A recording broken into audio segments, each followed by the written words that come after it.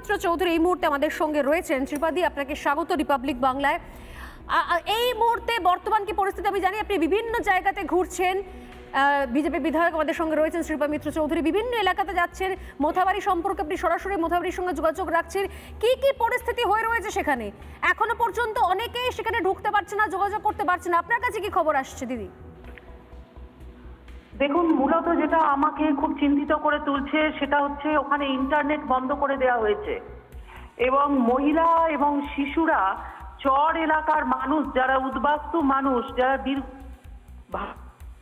এলাকা থেকে বারবার উঠতে উঠতে জায়গা চেঞ্জ করতে করতে গঙ্গার ধারে চর এলাকায় এসে বসবাস করছেন, সেই সমস্ত অত্যন্ত গরিব সাধারণ মা বোনেরা আজকে রাস্তায় দাঁড়িয়ে আছেন।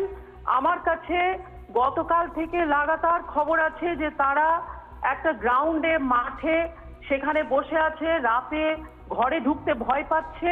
তারা বলছে বিভিন্ন রকমের মানুষ, এবং তারা কারা জিজ্ঞাসা করলে তারা বলছেন তারা পুলিশও হতে পারে, নাও হতে পারে, আমরা জানি না দিদি। তারা ঘরে ঢুকে ঢুকে ছেলেদেরকে উঠিয়ে নিয়ে যাচ্ছে। এই ধরনের পরিস্থিতি কেন হলো আজকে?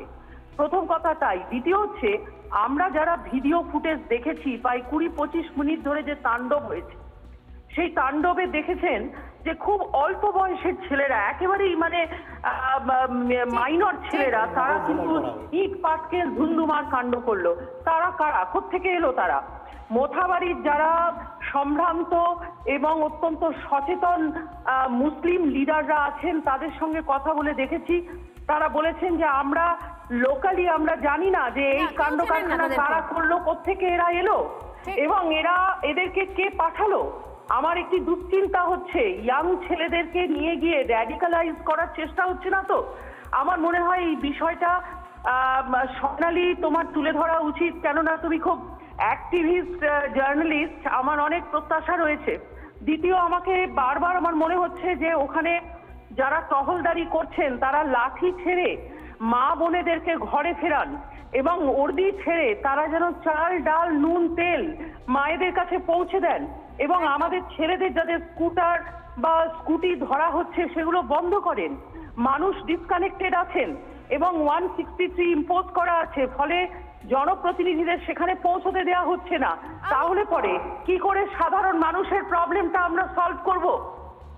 পুলিশ তো অনেক ধন্যবাদ দিদি, অনেক নানা ধরনের কন্টেন্ট দেখার জন্য লাইক করুন, শেয়ার করুন আমাদের ফেসবুক পেজ, সাবস্ক্রাইব করুন আমাদের ইউটিউব চ্যানেল। পাশাপাশি অন্যান্য ব্রেকিং নিউজের জন্য অবশ্যই চোখ রাখুন রিপাবলিক বাংলায়।